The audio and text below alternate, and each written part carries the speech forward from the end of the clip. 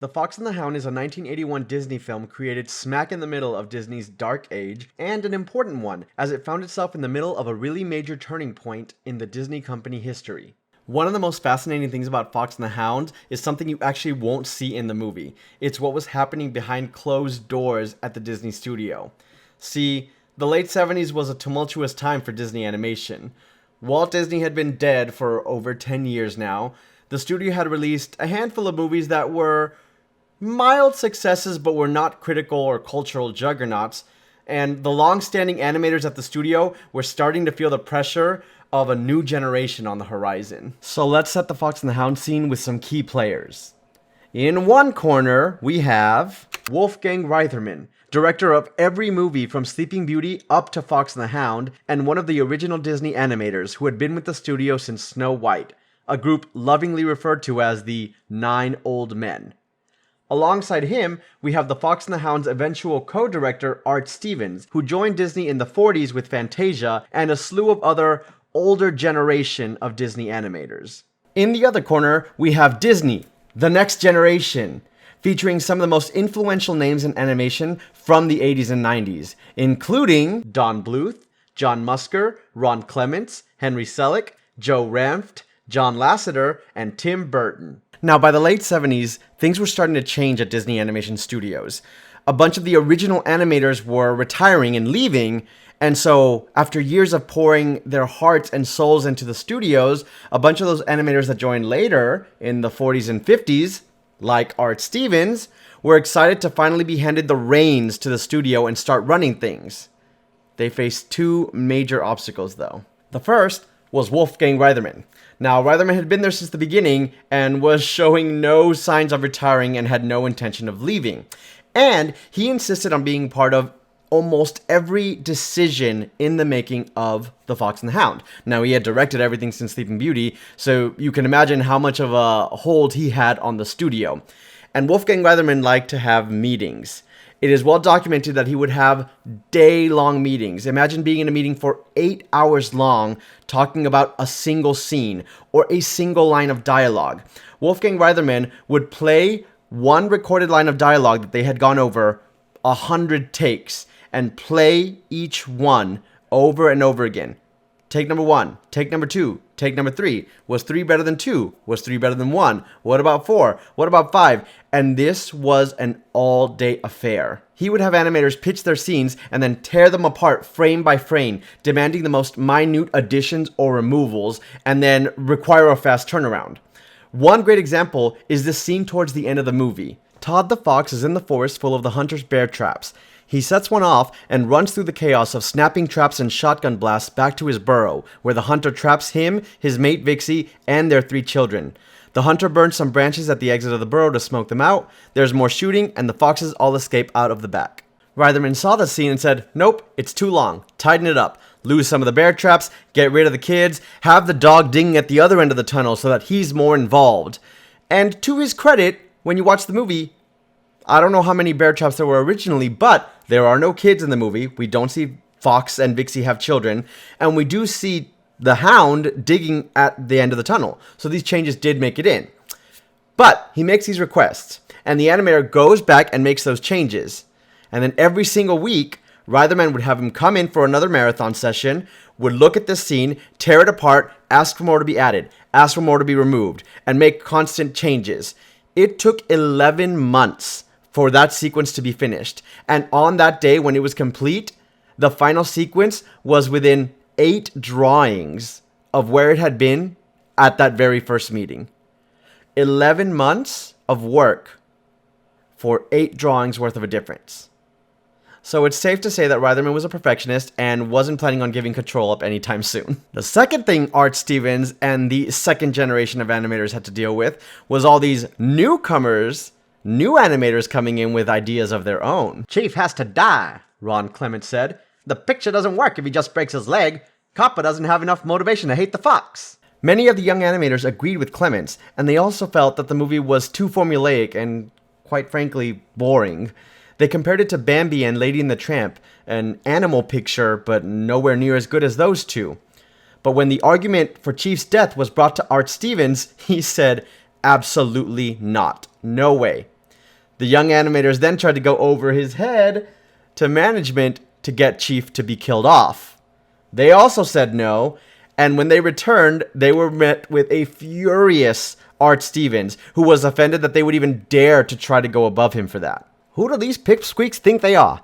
They're not geniuses. They can't come in here and have their way after 15 minutes. And none of this tension was helped by the fact that in 1979, 2 years before The Fox and the Hound was released, but many years already into the making of it, Don Bluth, that guy, decided he'd had enough of this bureaucracy and what he considered to be the declining standard of Disney animation, and quit.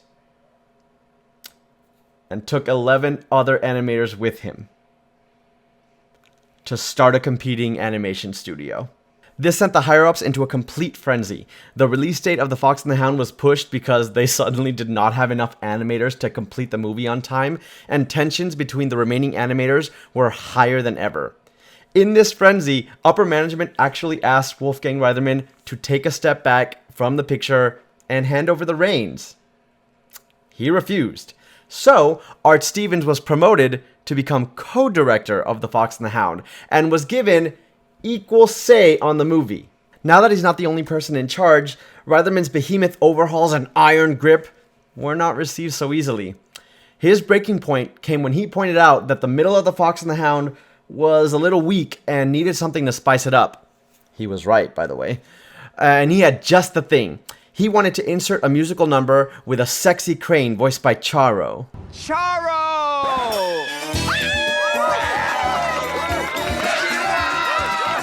He had sequence boards created, recorded a sample song, and then actually filmed live action footage of Charo in a pink leotard to use for animation reference for the number. Art Stevens hated it. He said it was completely out of tone with the rest of the movie, and he complained to upper management that it could not be let in. Upper management looked at the footage, and they agreed with Art Stevens. All work on that sequence was completely scrapped and halted. Wolfgang Reitherman was taken off of Fox and the Hound. He spent the remaining days at Disney working on smaller projects that never really made it past the sketch phase. And then he retired in 1981 before The Fox and the Hound even came out. And thus Art Stevens is now a director without Wolfgang Reitherman to oppose him. So now that you know a little bit about all the crazy, tumultuous events that happened during the making of The Fox and the Hound, let's take a look at the movie that we ultimately got. We open on a mother fox being chased down by a barking dog and a hunter. She hides her baby inside a fenced farm and runs off, getting killed shortly thereafter. The fox is found by the old lady who owns the farm, and she takes him in to raise him and names him Todd.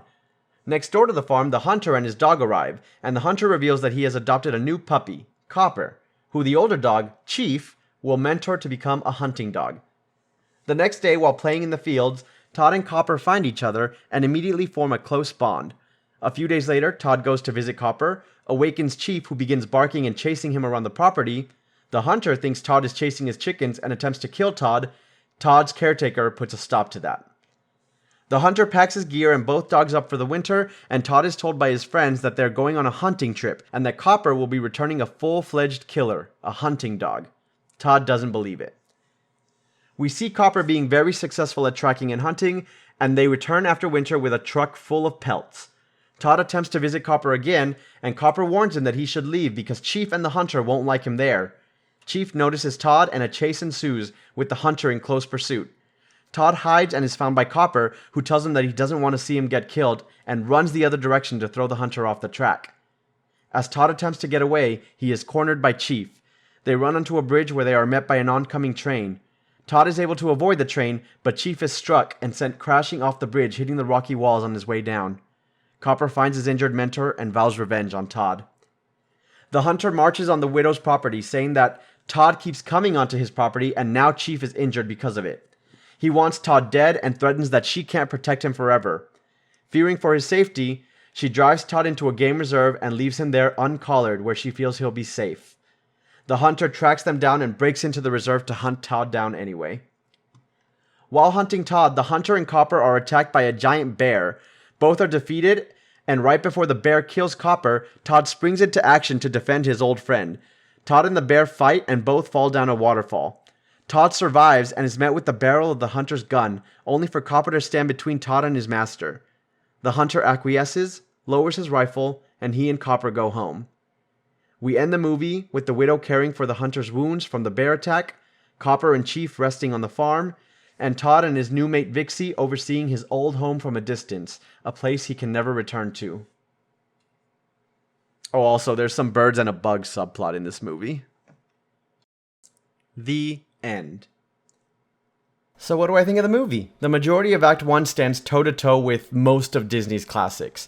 The opening sequence of Todd's mother getting killed is haunting, but it's animated so bleak and beautifully.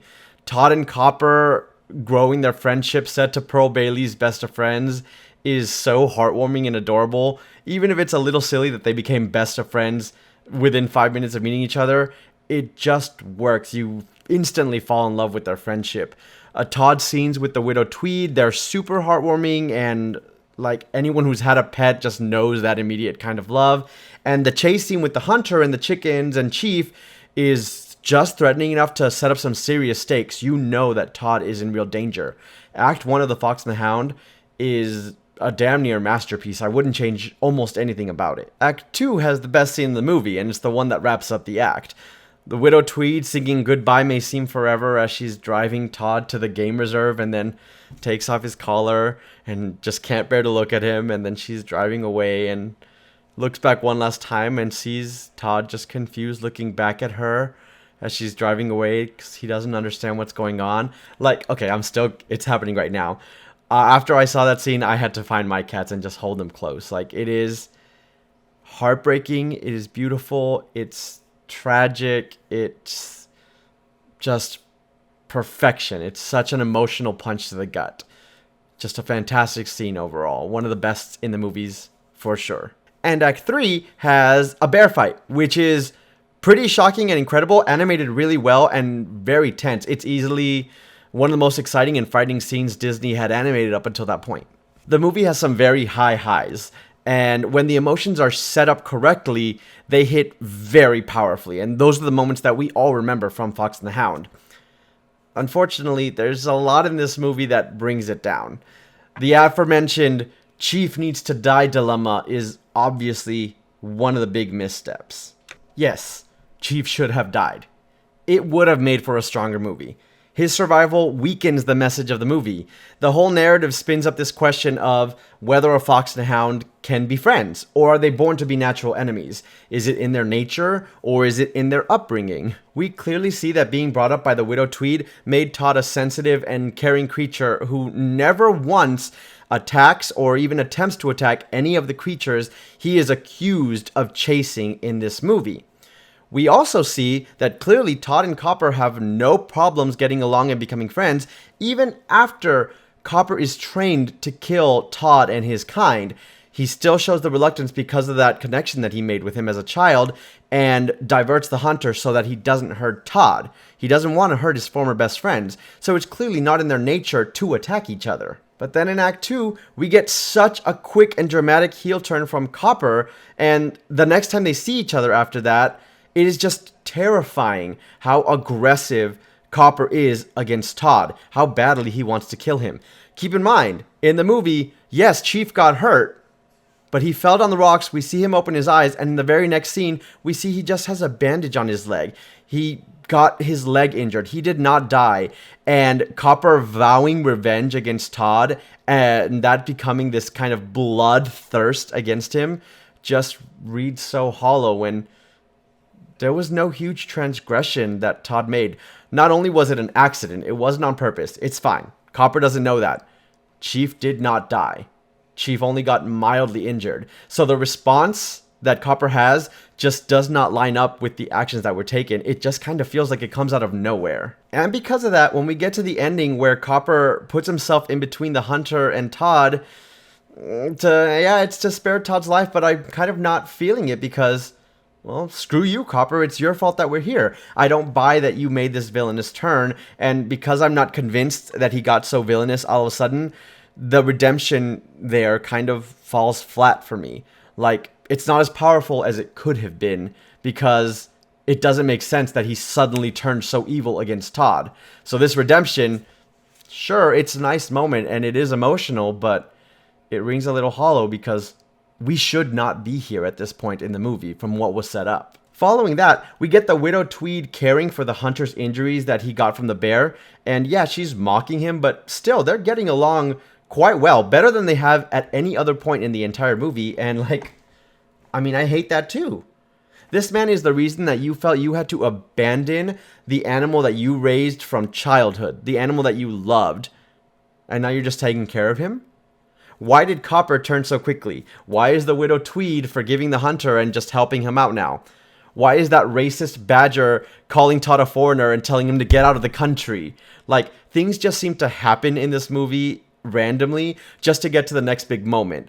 But they don't actually lay down the path to get from point A to point B. And I think as a result, because it kind of feels random, we end up with ultimately an unsatisfying movie. And the story is not the worst part. So, I love Pearl Bailey as Big Mama. She gives a wonderful performance. Her song is fantastic. Her voice acting is so animated. She's really bringing this owl to life. Unfortunately, she is often saddled with these two birds who have an entire subplot where they spend the film chasing down this caterpillar. They are a distraction every time they are on screen, and I feel like they are complete just filler padding for the film's runtime because they didn't have enough story to tell. If you remove the birds from the movie, you lose nothing from this story. And this gets even more egregious when you realize that the time spent on these birds and this caterpillar could have easily gone to Vixie, Todd's love interest in the third act. She's introduced late and gets very little to do as we wrap the movie up. If we had taken the time away from the birds, we could have spent more time with Todd getting to get his bearings and learning how to survive in the wild as a domesticated animal. But as it currently stands, you can remove the birds, Vixie, the racist badger, and the porcupine that Todd meets on day one in the forest, and lose nothing integral to the film. And that's 25 to 30% of the movie right there. And this is why I think The Fox and the Hound worked a lot better in my memories. And growing up, I never wanted to rewatch it. See, I rewatch things a lot. A lot. I've seen so many movies and I replay games. I do things hundreds of times. I rewatch and redo and replay everything. But never The Fox and the Hound, because I always remembered it as this heartbreaking tearjerker more than any other tearjerker that would leave me bawling in my seat. And I was like, I just don't want to go through that again. And I guess I had kind of built that up in my memory because I remembered the Widow Tweed dropping Todd off in the forest. And I remembered Todd and Copper meeting as babies and we'll always be friends forever. And you're like, I remembered Best of Friends. I did not remember the bear attack. And that was a very pleasant surprise. That scene was fantastic. But almost everything else about the movie I had forgotten. And now having rewatched it, I realize why. Because the rest of the movie really has no impact. It ranges from nice and wholesome fluff to boring and mundane filler.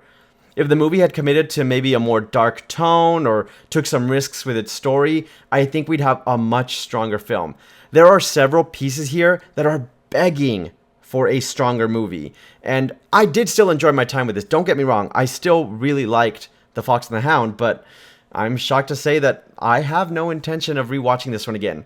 And it is not because it is too sad to rewatch, but rather there's just not much to come back to.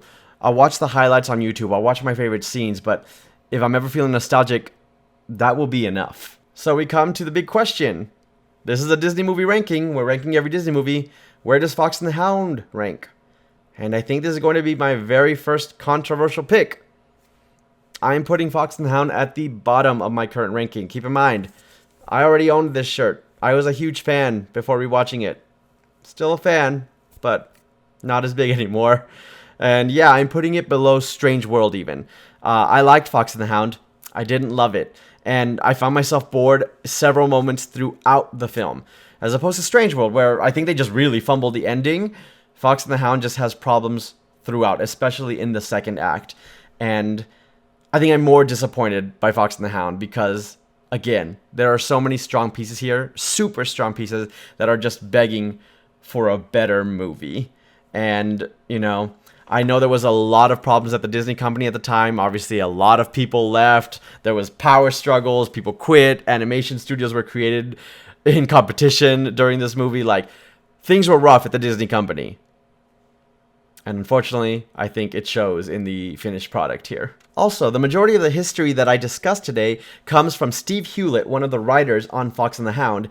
He wrote an amazing series of articles called Mouse in Transition about his time at Disney, from when he was hired around the Fox and the Hound time through his departure during the Jeffrey Katzenberg and Michael Eisner era. If you're at all interested in Disney history, or especially this period of Disney history, I highly recommend looking it up and giving it a read. I loved every single article that I read of it. And those are my thoughts on Fox and the Hound. I'm as surprised as you all are that I didn't like it more. I really walked in thinking it was going to be probably top of the list. Did not expect the bottom. But that's how things go when we rewatch them, and it makes me really excited to see what's coming up next in this list. Speaking of, our next movie has been decided, and it is the, drumroll, The Great Mouse Detective, which is another movie I actually have never seen. If I watched it as a kid, I do not remember, and I don't believe I did. So Great Mouse Detective is our next one, and I've got some more exciting news. I have started up a Discord, so if you all want to keep track of ranking all these movies, discussing the movies as we're releasing these videos, gotta make a Discord so we can all talk about it in one place and just have a grand old time talking about Disney movies, Disney parks, and everything else that we might love and enjoy in our day-to-day life. So thanks so much for watching. Hope you enjoyed this on Fox and the Hound. And if you like this, like and subscribe. Make sure to comment. Tell me where Fox and the Hound ranks for you. Do you agree with my points? Do you disagree? Do you think it's fine that Chief didn't die? Or do you think it would have made a stronger movie if he had? Let me know, and I'll see you next week for The Great Mouse Detective.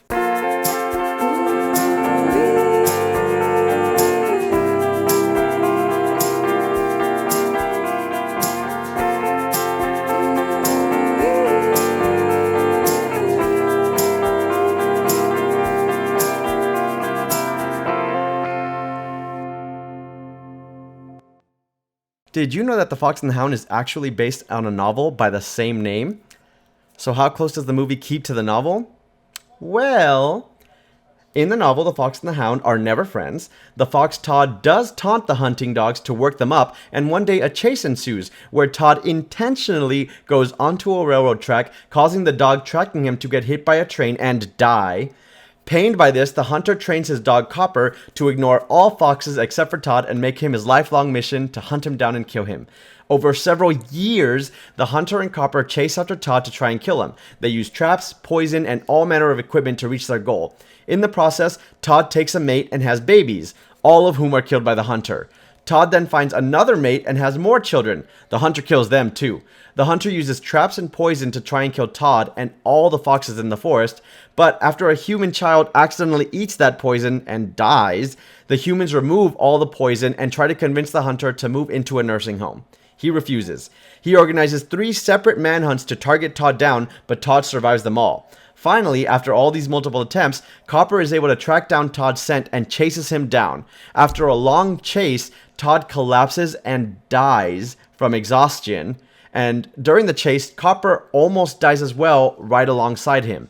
The hunter catches up to them and finds Copper and nurses him back to health. However, now that his life's mission is complete and Todd is dead, the humans urge the aging hunter to check into the nursing home. The hunter agrees to go, and since dogs are not allowed at the home, he takes Copper out back and he shoots him. The end. And you know, you gotta hand it to Disney, because who could read that story and be like, I think that would make a great Disney movie, and pull the movie that we actually eventually got?